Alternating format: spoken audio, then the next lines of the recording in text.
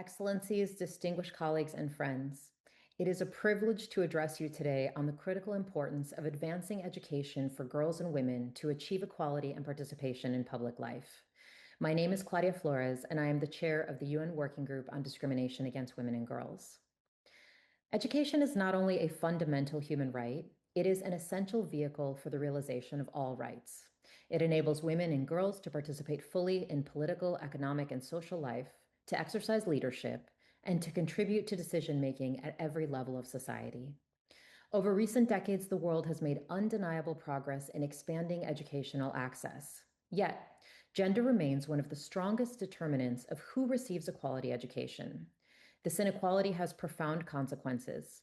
When girls are denied an education, they are denied a voice. When women are excluded from learning, they are excluded from leading.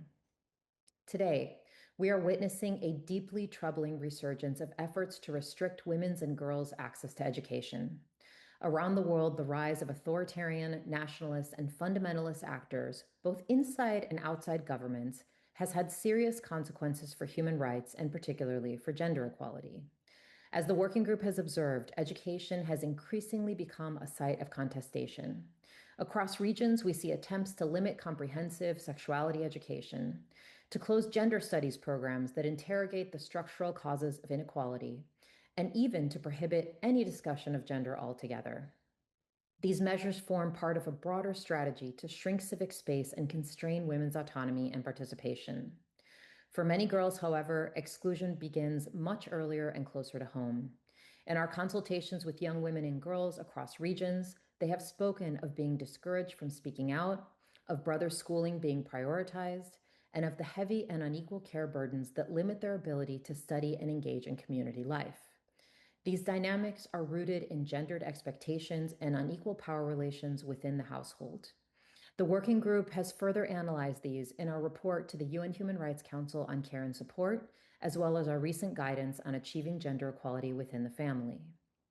At the same time, these girls have shown extraordinary resilience, challenging stereotypes and restrictive norms imposed upon them and working to transform not only their own circumstances, but those of other girls in their communities.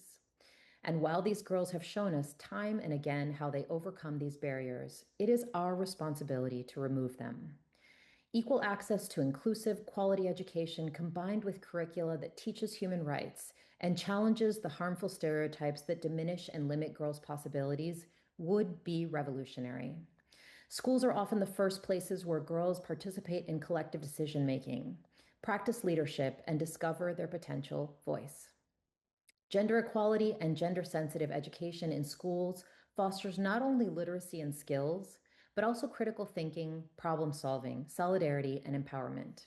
It teaches girls, boys, and all children to recognize discrimination, resist it, and to envision and ultimately create a more just and equal world. Comprehensive sexuality education, grounded in science and human rights, empowers young women to take control of their reproductive and family life and dismantle the taboos that sustain gender-based discrimination and inequality. Likewise, the inclusion of women and girls in STEM and technology fields is essential. These spaces increasingly shape our social and political reality. And if women and girls are excluded, this future will be built without their perspectives and further entrench a male-dominated worldview. The working group remains committed to supporting states and stakeholders in advancing gender equality in and through education, including through our CREATE framework set out in our guidance document on substantive gender equality. This practical tool offers a holistic and inclusive pathway to ensuring that women can enjoy the full extent of their human rights and fundamental freedoms in every area of their lives. Excellencies, colleagues, and friends, education is among the most powerful instruments that we possess for advancing equality, justice, and human dignity. It is both a right in itself and a precondition for the realization of all other rights. When every girl has access to education, she gains not only knowledge, but also the capacity to act, to question, to participate, and to lead. When women's voices are strengthened through education, our societies become more inclusive, democratic, and resilient.